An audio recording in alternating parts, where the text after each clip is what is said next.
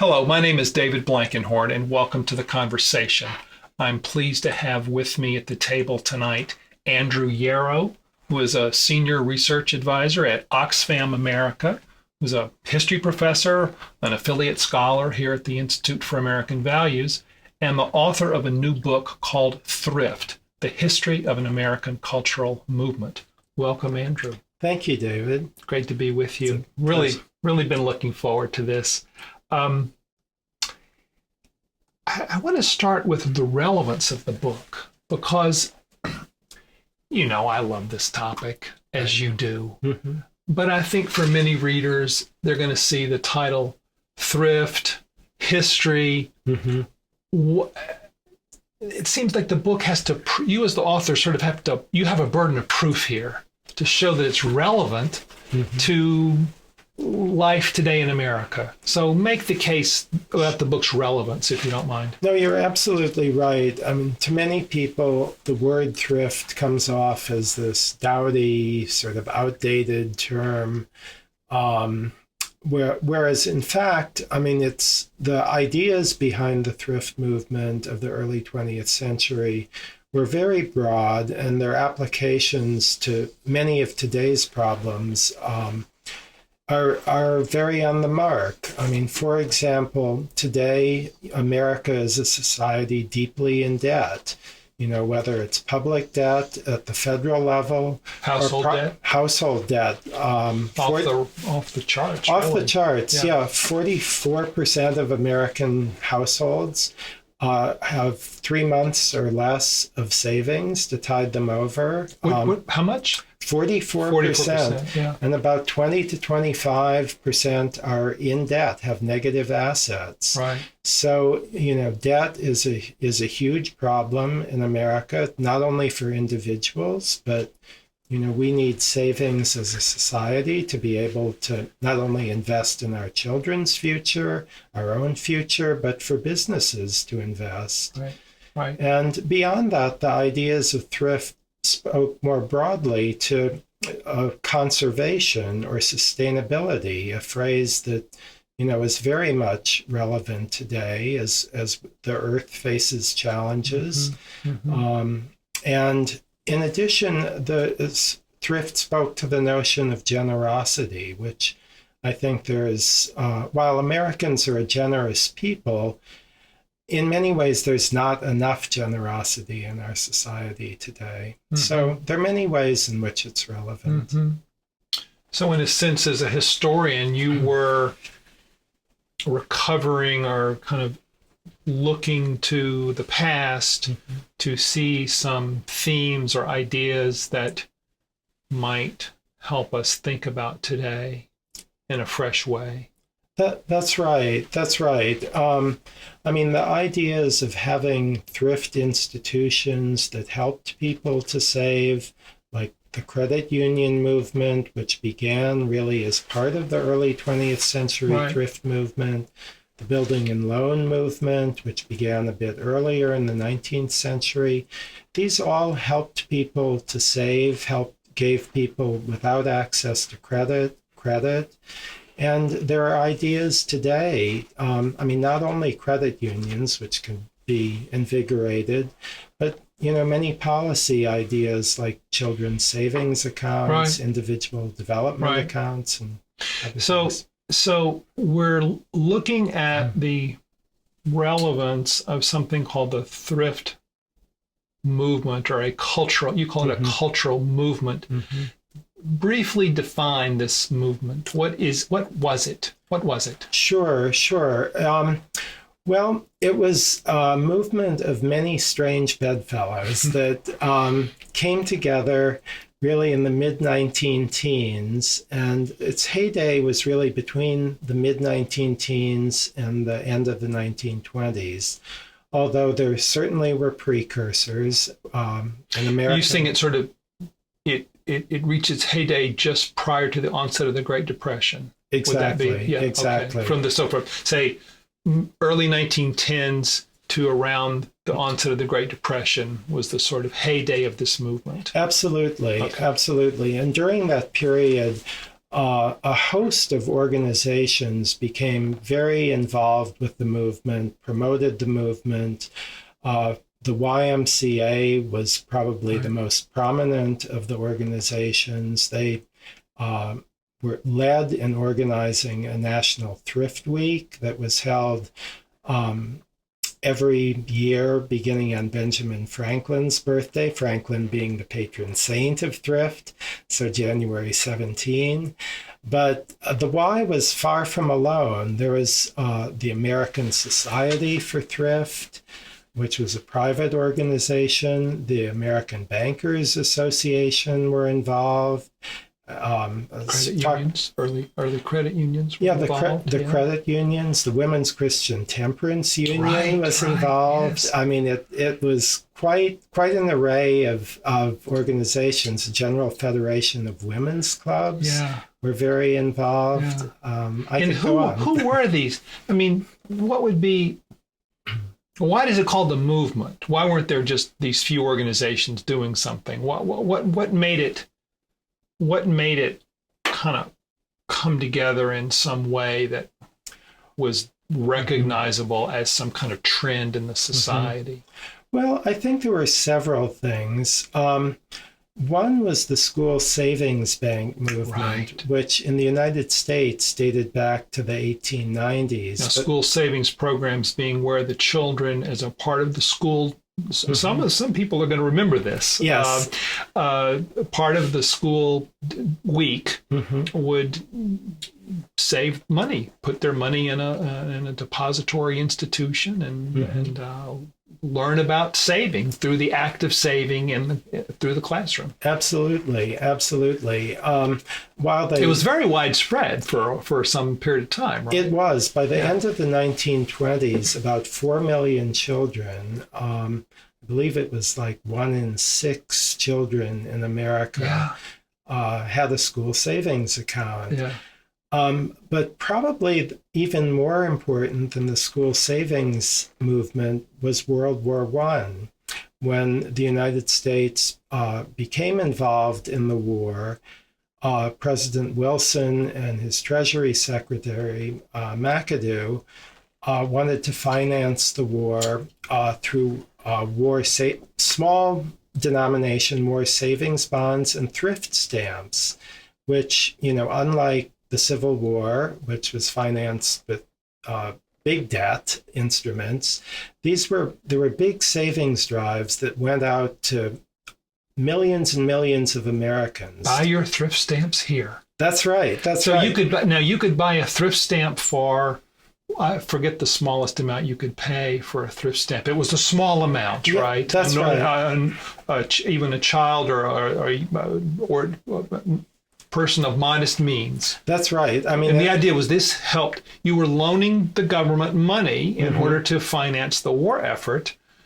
You were kind of, I guess, investing your money in the country in that sense. That's right. And you would it was repaid back to you. So it was paid back with interest. It was. And as you say, the thrift stamps were as low as a few pennies. The thrift bonds were sold for $4. Right. They matured 5 years later at $5. So a 25% return there. Yeah. Pretty good. Yeah. But the government played a big role in promoting thrift and, joined together with private organizations like the Y, like the American Society for Thrift, the Women's Christian Temperance Union, the teachers. Why the Women's Christian Temperance Union? What was their angle into thrift? Well, I mean, that's kind of a funny story. And again, gets to the fact that the thrift movement really was a movement of very strange bedfellows. Because these are, I guess, church-going, primarily Protestant, I'm assuming, women who want their men to stay sober. That's right. I mean, their involvement largely stemmed from the notion that men, particularly immigrant men, working class men, were squandering their savings in saloons on drink.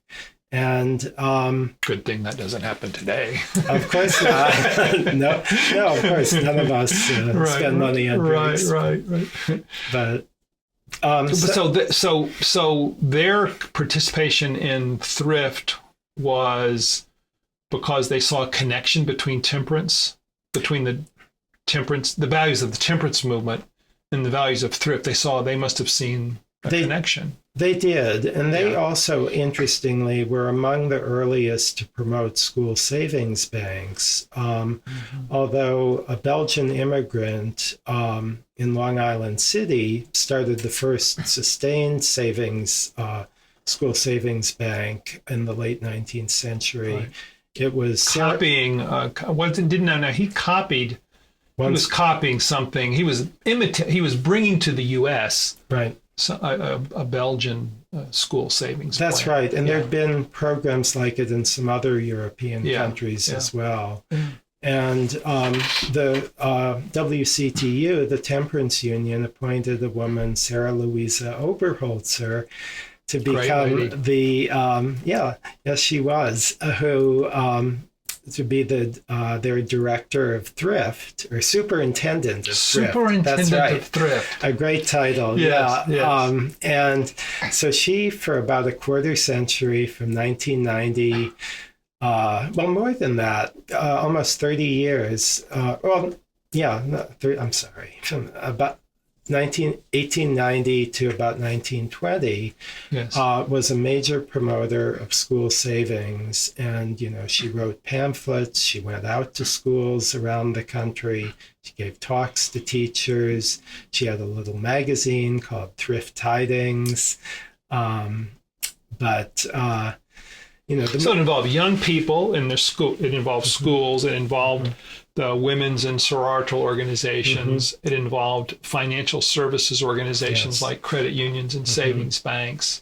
I recall, I can't recall her name, but I love the woman whose goal it was to promote thrift in the area of health. She wanted us to take better care of ourselves physically and eat healthier foods. And so she lobbied then President Coolidge to switch from serving white bread to whole wheat bread in the White House. Right. And I guess she just pestered him to the point where he agreed at a certain point that this was the healthy way to go, and this would set an example for the children and so forth. So there was a kind of a Whole Foods, health food idea under the banner of thrift in 1922, 23. Absolutely. I mean, the idea of thrift in the late 19-teens and 1920s was very all-embracing. It went far beyond savings to taking care of yourself, as you say, in terms of health,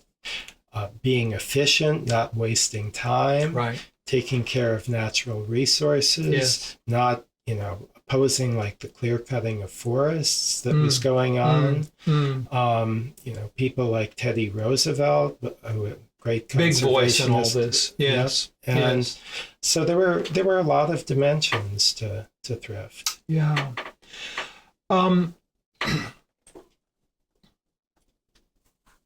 You had an earlier book called Measuring America, which is a great book. And it's about how at a certain point in our history, maybe after the Second World War, particularly, we became known as a country of economic growth. That's right. We were a country that just had this booming economy that was delivering prosperity to almost everyone and helping the world grow. Our economy was the thing. And you chart in that book how even our understanding of ourselves as a society began to shift a little bit, as opposed to being most proud of our political institutions or our democratic way of life. It began like our economic boom was what kind of defined America, know? Now, how does your study of this thrift movement, which in some ways kind of came little bit, a few decades earlier in our history. Mm-hmm. How does that relate? How did those two things go together? The idea of we're a nation of material prosperity, and then this movement saying we're a nation that should strive to practice the virtues of thrift. Right. How do you see that? Well, it's an interesting story because, again, thinking of the heyday of the thrift movement in the 1920s, that was also really the first flowering of consumer culture in America. But it was still limited consumer culture.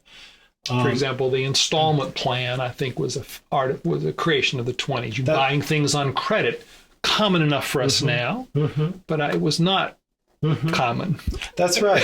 Until then. Yeah, and while there were promotional efforts, the advertising industry really got going in the 20s. Oh, right. But the consumer society, which in part of the thrift movement can be seen as a reaction to, the consumer society of the 1920s was fairly limited to, a small, upper reaction to it in swath. what way? Reaction to the values of consumerism in what way? How did thrift kind of critique consumerism? Many thrift advocates believed that people should spend wisely, and many, very much opposed what they called extravagance and waste. And, many saw a lot of expenditures that consumers made as being extravagant and wasteful. Keeping up with the Joneses kind of thing. Exactly. Yeah. And in terms of the change after World War II, after the war, the consumer society went from being something for, an elite and maybe the top 20 or so percent of the population to a broad-based phenomenon. Yeah. I mean, as prosperity spread throughout the society, America enjoyed unprecedented growth for about 25, 30 years after Thus World the War phrase II. consumer society. Exactly. Thus the idea that consumer spending is a primary engine of the economy itself. Exactly. This emerges really during this post-war That's right. period. The democratization of credit, for example. Everybody's buying things on credit, and you begin the talk of the kind of mass consumption society or consumer society. Yeah, absolutely. You have credit cards starting to appear in the early to mid 1950s. In thrift, the thrift's relationship to that was skepticism, partial embrace. How would you describe the thrift ethic in its relationship to the values of consumerism? Well, there are many ways to answer that. And one kind of telling story is how the General Federation of Women's Clubs actually approached this. During the 1920s, they and many others in the thrift movement used the phrase wise spending. Yes. A few decades later, they'd switched to wise consumption. And in a sense, it's very telling about the values of the society. And, getting to my earlier book, Measuring America, I make the point, as you say, that America began to see its greatness not in terms of its democratic values, its inclusiveness, but rather in terms of its economic might. And that economic might was real, but it definitely was a shift from sort of higher values, so to speak. One thing I always thought about thrift is that it has this ethical framing. It's definitely telling you a correct conduct, live within your means, save for a rainy day, as you say, excessive consumption, extravagant spending is not just stupid, but actually morally wrong. right? That's right. It's a sin almost, in in religious terms, because you're not using the gifts that have been given to you in their wisest way. So it's definitely is an ethical, the children are to be taught these values, as opposed to we live in a bountiful land of plenty where everybody's just got all this stuff. In other words, what's attracted me is a kind of Protestant, work ethic. I mean, I like all that old stern stuff, values. I love it.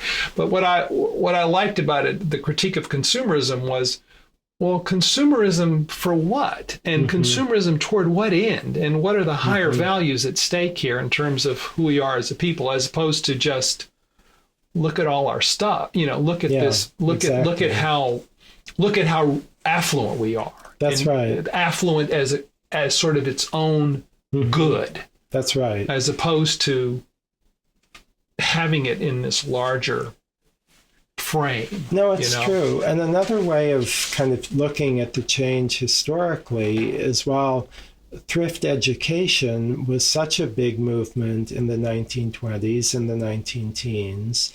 I mean, there were not only the school savings banks, but curricula developed for schools around the country. Major school systems had superintendents of thrift. Like the LA school system's superintendent, Avery Gray, developed a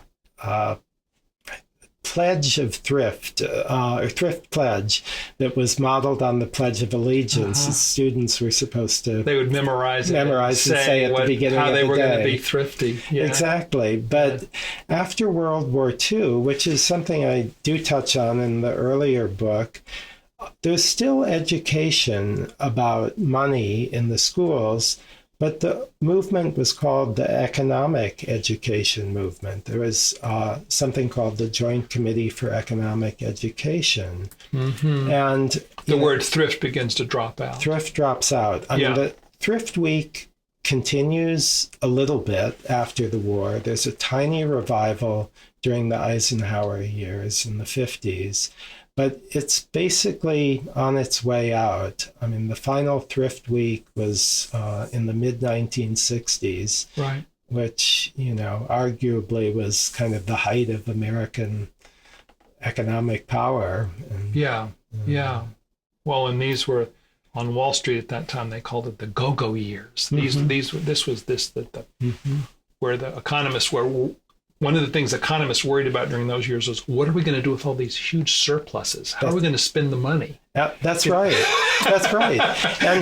And you had commentators worrying about what were we going to do with all the leisure we'd have because we had so much money. And none of that has come to pass. So the old more severe notions of saving and deferred gratification and so forth must have seemed completely irrelevant to those concerns. So we had, in a sense, transcended the need for any of that. Whereas today, of course, as we look around, we have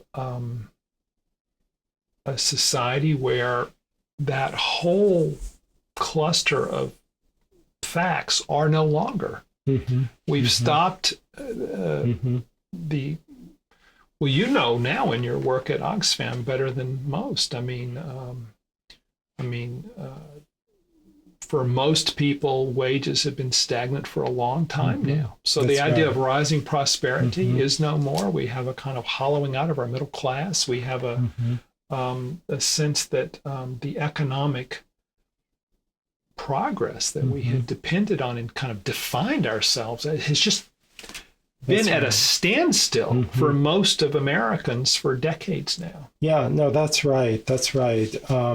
Since 2000, 70% of Americans' real incomes have gone down since the Great Recession of 2008. Since the year 2000. 70% have gone down. In real terms. And since I didn't realize it was that. Wow. And since 2008, 90% have gone down. Yeah. But you can look back to the 1970s. For a smaller percent, their incomes have gone down somewhere in the 20-30%. Probably shouldn't be quoted on that number, but so the peak, I mean, that you let's say you had this thrift period. I'm going to call it the heyday. You call it the heyday from the teens through the beginning of the Depression. But then after the war, you have like a 30-year period, right, of just booming economic growth. That's right. Year after year. That's right. With very few interruptions. But then beginning, would you say in the mid to late 70s? That's right. Would you say that peaks? And then since then, I think there's just been a falling behind. No, that's right. That's right. I mean, you start to have a stagnation of wages at the bottom as early as the 1970s. It starts trickling up the economic ladder beyond that. But we never again had the kind of growth across the board, robust. With the small exception of the 90s, the tech boom in the second Clinton administration, the 4 years of the late 90s, but nothing like these years. After the war, when we had 4 or 5% real GDP growth. And as John Kennedy famously said, it was an era when a rising tide lifted all boats. And it did lift almost all boats, not everyone's, but... Okay, so if we had a period from the Second World War through the 70s, where the values of the thrift movement seemed about as old-fashioned as grandma's nightgown, right? How boring, how irrelevant. Right. Would it be true to say that in the current period of tremendous economic challenge, of loss of economic prowess as a society, with majorities of Americans suffering declines in their wealth, right? Wouldn't it be reasonable to look to the thrift ethic as a possible way to think about things? Sure. Given the challenges of today. Sure. No, I think that's right. I think there are several stories to that. I mean, on the one hand, yes, we still live in a consumer society. We still get calls from everywhere, TV, the internet, we're bombarded with calls to buy. And, people continue to buy and buy on credit. And that's why we have, $11 trillion in personal debt, household debt in the US, a huge amount of money. At the same time, you start to see some evidence of the values of the thrift movement returning today, in phenomena like the recycling movement, things like Craigslist and eBay, sort of resale, kind of an online thrift stores. Wouldn't the sharing economy to be some ways reflective of a thrift ethic? Yeah, absolutely. The sharing economy is a great example and a great term. This whole notion of, for example, bikes or cars that can be in major cities in the U.S. and more so in Europe, but in the U.S. A great thrift idea. I mean, that's classic thrift thinking because of its lessens the impact on the environment. It's less expensive. It promotes health. There's many. Oh, absolutely, absolutely, Yeah. and even things like Airbnb, where people can rent out their homes and not spend on hotels. I don't know how widespread it is really, but don't you think that the whole simplicity movement, the whole idea that we need a a simpler way of living and less oriented to consumerism and being surrounded by stuff all the time. I mean, that seems like that has direct roots to the thrift ethic. Absolutely. I mean, this whole so-called small house movement, and even aspects of new urbanism. But you see in cities like Seattle, where they put limits on the size of houses, to conserve energy. That, why do we need these huge mansions for two people living in them? Right. I mean, is thrift a conservative value or a liberal value? That's a great question. And as Teddy Roosevelt said, it's a common sense philosophy. And it's interesting that every president from Roosevelt on down to Hoover, Democrat and Republican, embraced thrift. And Democratic and Republican governors, Franklin Roosevelt as governor of New York, embraced the thrift movement too. Right. But it's a little bit of both, and it's arguably a post-partisan philosophy, which is something that we could very much use. Something that could be a unifying concept. Right. Yeah. Because on the one hand, one could call it progressive in that it wants to better the conditions of working Americans, people who don't have enough, who are struggling. On the other hand, it could be considered conservative in that it's a philosophy of self-reliance, of hard work, of, taking care of yourself. Yeah. So it's a little bit of both social responsibility and individual responsibility, which seems to be a good mix. Yeah. Now, in your current work at Oxfam, I know that a central goal of Oxfam, both internationally and in America, concerns issues of poverty and the relationship of poverty to issues of social justice. So how do you think about a thrift way of thinking about poverty in relationship to the Oxfam way? I mean, are they friendly ways of thinking? Because one of the criticisms of thrift is that okay, so I'm going to be a critic of thrift for a minute. You're just telling the poor that they have to lift themselves up by their bootstraps when you're actually making it impossible for them to do that. There was this is an ideological thing. You're telling people, work hard, save for a rainy day. Meanwhile, they're totally screwed by the system. That's right. That's the criticism of thrift that came from, Norman Thomas when he ran for president as a socialist, and others on the left and in parts of the labor movement have kind of derisively spoken of thrift in this way. Yeah. What do you make of that critique and the way of thinking about poverty in relationship to the thrift ethic? Well, you're right that there were critics even in the 19-teens and 20s who said that the thrift movement or preaching thrift to people who thrift, that's what they would say. To people who had no money to save. You can't save it if you don't have any. Right. Was just downright cruel or insensitive. And there's truth to that. I mean, you can't tell some poor person, whether in the 19-teens or today, that they should be saving more when they can barely get by or not get by on their earnings.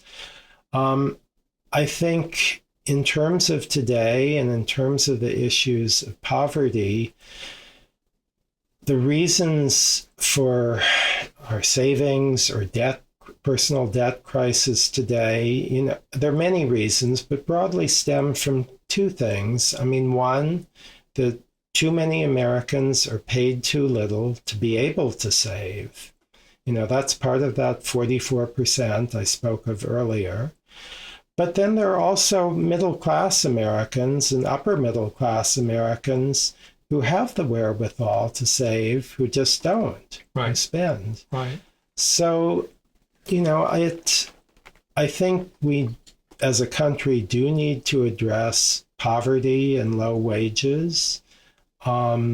We do need to address assets, and there are various policies out there, policy proposals, but you have to have money to be able to save. That's an obvious one. Right. Yeah.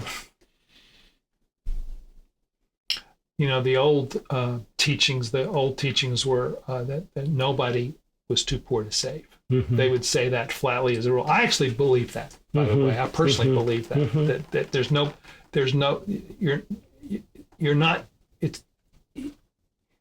there's such a thing as being too poor, but there's not such a thing as being too poor to save anything. I do believe that. But anyway, I know that's an extreme minority opinion.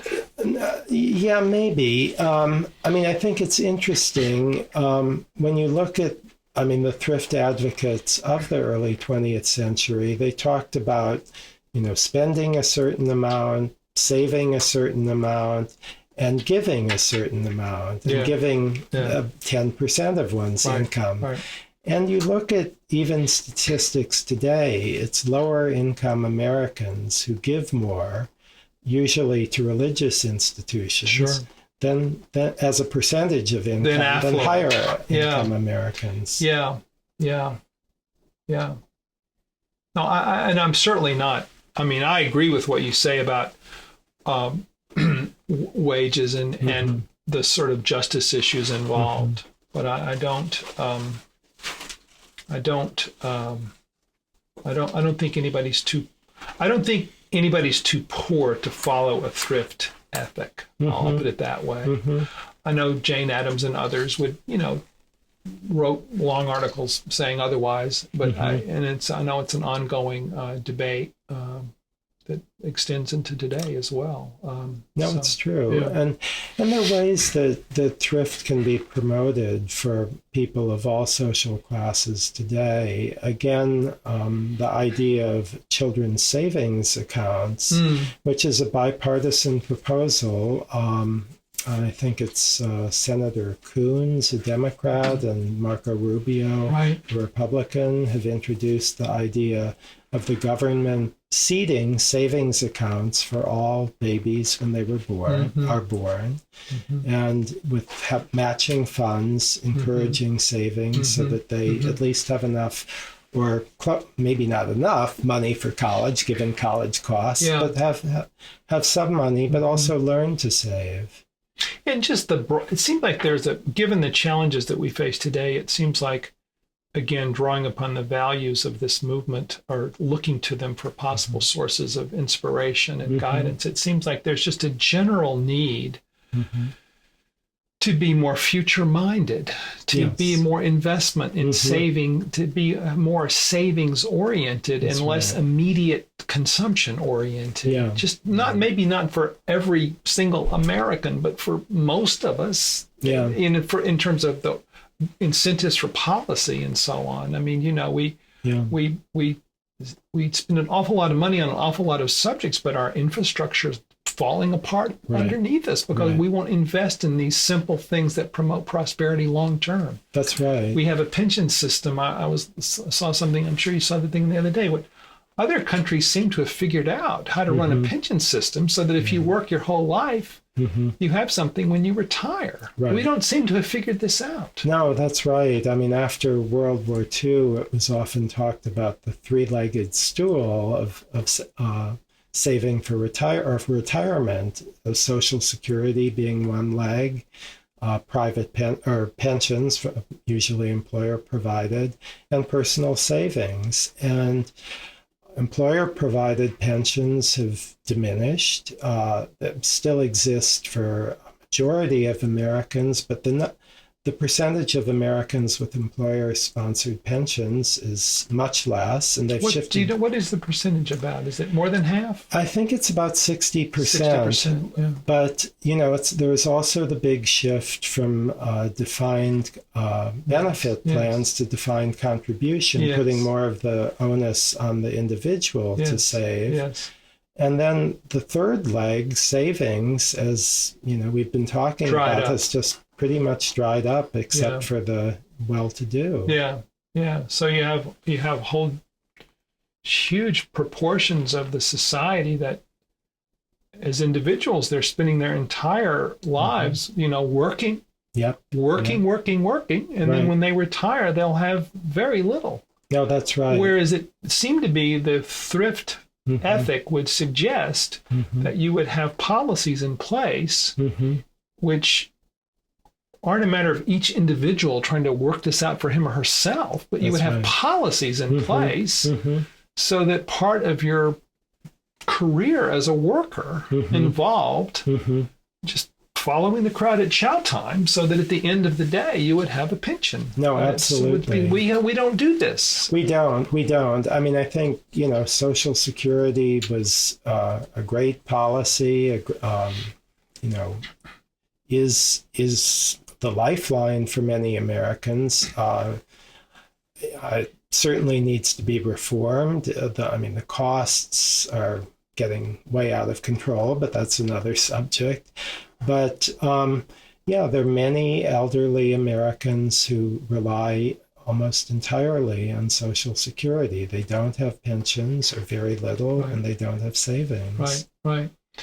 And it also strikes me that in general, not just the children's savings accounts, but across the board, we don't really have policies that encourage savings unless you are in the affluent sector of society. Then you have access to all kinds of opportunities to increase your wealth and to have your wealth grow. But if you're not in that sector, you really, there's not much there for you in terms of saving. No, that's right. That's right. So the reward to saving goes to people who already have a lot to save. That's right. No, it's true. There are certainly ideas out there to make 401k plans mandatory, or that be the default option, so that everybody can participate in the long-term growth of the economy. Right. Yeah. A problem with that is a lot of employers don't even offer 401k or 403b plans. Right. In fact, half of working Americans don't have a pension plan. Yeah. Well, if you had, thinking about it from a thrift point of view, assuming that there's something from this history that you've written about that maybe would be relevant for us today, what would be the 2 or 3 ideas in terms of, I don't know, either policies or cultural changes, or what did you learn? What did you learn from the history that kind of helps you think about today in a better way? Yeah, well, I think there are a number of points. The whole idea of kind of conserving our natural resources, conserving our personal resources, that, we don't need to spend so much. You think of every year, Thanksgiving, Black Friday becomes earlier and earlier. Right. I think it's moved up to 4 o'clock before the dinner is finished on Thanksgiving Day now. Yeah. So people, are just encouraged to spend far too much. It's almost at times trotted out as one's patriotic, a ritual of patriotism. Right. Going to the mall and putting more stuff on your credit card is somehow like what you do to be an American. Yeah, that's right. We've had presidents and other come out in times of crisis and say, whatever else you do, don't forget to shop. Yeah, to spend. Spending is the driver of the economy. Is the message. Yeah. Whereas we need savings very much. As you say, we need savings to invest in ourselves, for our children, but as a society, we need savings. And, those are, not only the kinds of savings that, you spoke of in terms of for public investments like infrastructure, better schools, etc. Things where the U.S. is falling behind, but also for businesses to be able to invest. I mean, while the U.S. is still an attractive destination for foreign investment, we rely more and more on foreign investment, both in the private sector and the public sector. And, savings would help business to have the capital to grow too. So it should be in businesses' interests. One of the things, well, here's a thrift question for us. Over the course of a lifetime, does the thrifty person spend more or less than the unthrifty person? Well, I guess it gets back to the notion of wise spending. And, I suppose wise spending is in the eye of the beholder. And it's interesting. Just spending, though. Just spending. The question, here's the question. I think it's worth thinking about. You have a person A who practices the virtues that this movement taught, and then you have a person B who does the opposite. Who's going to spend the most money in the course of their lifetime? Well, I mean, it's largely dependent on class. I mean, the wealthy, if they buy 6 homes and a jet and a other yacht things being equal. Okay, other things being equal.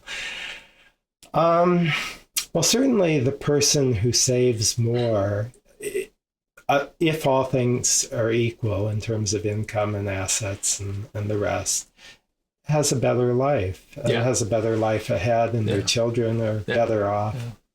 That's what they always used to say. They would the old economists that I studied, they would say that the thrifty person spends more over the course of a lifetime because ultimately you spend it. Ultimately, there's no such thing as not. You use it. Right. But if you practice thrift, you're gonna have more to spend. You're gonna acquire more wealth. You're gonna build wealth, and so therefore you'll have more to spend over the course of your lifetime because you'll have a more. You'll just have more money. That's right. Thrifty people have more money. Yeah. And so therefore they have more money to spend over the course of their life than thriftless people. Because the first thing you think is, oh, well, if you're tight with your money, you're not spending it. But that's not true. You really are spending it, and you have more of it. That's right. It's about deferring gratification, which, America's not very good at. Well, how would you say America is in terms of thrift? Good, bad, medium? How would you rank the U.S. just as a looking at it? Not maybe not even so much today, but just try to look at it as a historian. You're a historian of American history, and you're particularly interested in the economic history of the country and how we think about ourselves as economic actors. Are we a country that walks the walk on thrift? No. I mean, we're bad. Pure and simple today. If you look at it in terms of savings rates, U.S. savings rates are well below those of Western European or Japanese, or poorer developing economies like China, where they almost save too much. In terms of waste, we're way ahead. I think we're the world leader on waste, aren't we? Aren't we? I've seen generally speaking a statistic that Americans generate between 2 and 3 times the amount of waste of Western Europeans. And would you say it's always been that way in terms of, maybe not 2 or 3, but we've always been, it seems to me, and I say this as a person who dearly loves my country, but it seems to me that we have always been shockingly wasteful as a people. It's true. And kind of wantonly destructive of the natural resources around us. It's true. And, there are probably many reasons for that. I think there's, the often given reason that, the United States is this vast country of, it's a continent blessed with country. Astonishing resources and abundance and beauty. That's right. That's right. I mean, we had all the trees in the world to cut. We had all the gas. We had all the minerals. We had endless numbers of buffalo to kill. Yeah, we had, some of the best farmland in the world. Yeah. And so, I mean, since we kind of had the resources, it seemed like they were limitless. But it was interesting that, the early thrift movement in the early 20th century did dovetail with this early conservation movement of, So in other words, I'm not sure how you think of it, but it just occurred to me as you were speaking, in some ways that thrift ethic in America was not, maybe not even mainly kind of the official wisdom of, just the kind of boilerplate, this is America, as much as it was a reform, kind of pushing against what it saw as some negative directions. You're right. I mean, would you think is that the way you think of it? Yeah, no, you're right. You're right. I mean, whether it was the temperance advocates trying to reform, heavy drinking. Or the early conservation people saying don't cut down all the trees just yet. Yeah. And pushing back against consumer society. Excessive consumption. And, of course, it's funny how the thrift movement changed in terms of defining what was excessive consumption, even in this sort of 15, 20-year period, because in the late 19 teens, they saw things like going to the movies or buying a car and gum as being extravagant. And they kind of backed away from that by the late 20s as people had... You think because of just rising affluence? I think so, yeah. And of course, cars were made affordable for many Americans. I know the credit union struggled with this because, in a way, credit, being able to borrow, you could say, oh, that's against thrift. But the credit unions, whose statutory goal, was to promote thrift, that's right, thought that wise use of credit was very important for all Americans to have access to. Right.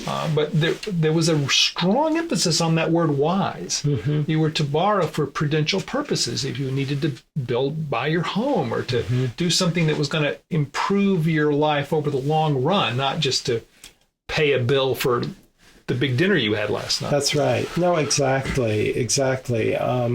I mean, the credit unions responded to a need because most Americans at the turn of the 20th century, early 20th century, had no access to credit, only the wealthy.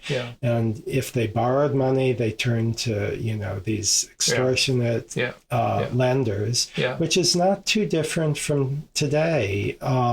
We haven't even talked about that, have we? The payday lenders and the so forth, the kind of... you might call them almost, I think of them as somewhat predatory institutions that just prey upon people. Absolutely. Give them, loan them money at very high rates of interest. That's right. I mean, the percentage of Americans without access to credit today is lower than it was at the turn of the century, but it is shockingly high. I mean, I've seen statistics of more than 50% of Americans have subprime credit ratings. So they can't get bank loans. So they turn to, as you say, or may turn to predatory lenders. Yeah, which of course just deepens the cycle. Well, we've talked a while without ever really defining thrift, without even saying what it means. But so I think we've kind of circled around it in a pretty good way in this conversation, but let's just say what it is. How do you define thrift? Give me your definition. Okay. I'd say it's wise use of all resources, whether it's money, whether it's one's health, one's time, one's food. It's living within one's means. And living within one's means, both to be able to bequeath a good world for the future. This notion of stewardship was very important. Yes. To thrift, and also to be able to have money to give. Yes. Yes. We haven't touched upon the generosity part of it, have we? But as you said at the beginning, that was an important part of this movement, to the idea that part of what you did with what you had was to help others. Yeah. That's right. The famous pie chart. Who was it that had they had the little thing for children? There were three. Right. There was Mr. Tightwad, Mr. Thrifty, and Mr. Spendthrift. And right. The Tightwad saved all his money, and he was the miser. Yeah, that's right. And Mr. Spendthrift spent all his money. Yes. But Mr. Thrifty, spent half of his money, or 60%, and saved 20%, and gave 20% to others. 10 or 20% to others. Yeah.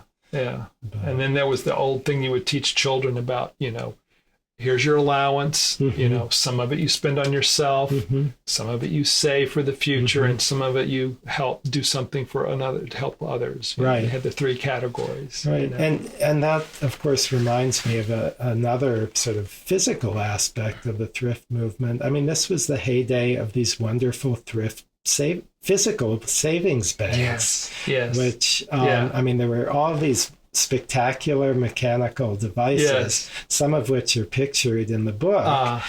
But, that people bought and children saved money, and they were like prized possessions. Yeah. Well, why is it that there has, in your view as a historian, why has this history been largely unexamined by historians? I think. I mean, this is pretty fresh territory that you're exploring in this book. Yeah. I mean, I'm not going to say that no one's written about it, right. But wouldn't you say that very few historians have really looked at this history? I think you're right. I mean, some people, including yourself, have written about. I'm a nut on this subject. That's why we're talking about it. But in terms of professional historians like you, I don't think it's kind of a hidden history or forgotten history in a way. It's true. I mean, the 1920s are seen as this era of the Roaring Twenties. That's what people think of the Roaring Twenties. That's right. And the flappers, the loosening of restraint. Yeah. Which in some ways, of course, is true. But on the other hand, you had this very, very meaningful social movement. Right, which was a significant part of reaction to it. Yes. And a significant part of a reaction to the fact that the 20s roared really only for a minority of the population. Good point. Good point. Again, like today, the 1920s were a time of great inequality. Incomes for many people, like farmers, which was a much bigger sector of our labor force at the time, incomes were going down in the 20s. Right. And then, of course, later in the 20s, you had these astonishing speculative bubbles in Florida land and in other venues, which do bear some comparison to what led to our Great Recession of 2008, right? I mean, you have this, you sort of have a kind of a Wall Street economy of speculation that seems increasingly detached from actual living conditions of so many Americans, and it kind of, it just kind of blows up one day. That's right. I mean, all these complex financial instruments that were developed in the late 20th, early 21st centuries that, contributed to the collapse of 2008. Yeah. In some ways are analogous to the speculative kind of investments that the thrift movement also warned people against. Yes. Not to invest in. Be careful. Yeah. I mean, don't invest. The thrift people hated speculation. What they wanted you to do was to, grow in wealth through, investment and the cultivation of what you have into something bigger. But what they hated was the idea of the quick turnover, the speculative gamble. Right. No, that's right. That's right. And I think that gets to another piece in today's society that for many reasons, I mean, people think that they can get rich quick by buying a lottery ticket or, sometimes buying an IPO in the stock market if you have Sometimes more money. for me, it's hard to know the difference, really. That's right. Different forms of gambling. I guess you have to have more money to do one than the other sometimes. But right, the thrift ethic takes a investment is good, but gambling, betting on things is harmful because it's not it doesn't have an it's not backed by an ethical framework that says you're really trying to contribute to the common good in some way. Right. And again, it's, going back to Teddy Roosevelt talking about common sense. It's common sense if you save your money, you're going to have at least some more money. Right. But it's magical thinking to think, you buy a lottery ticket and be more likely to be hit by an asteroid or whatever they say. Right. That's right. That's right. Right.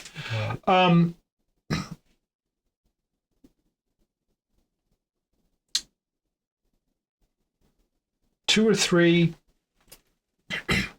things you think the country should do that would be reflective of thrift values. If you were whispering into the ear of the next president or the leaders of Congress or something, what do you have some 2 or 3 ideas that you think might reflect in some ways the values of thrift that you think would make for a better nation?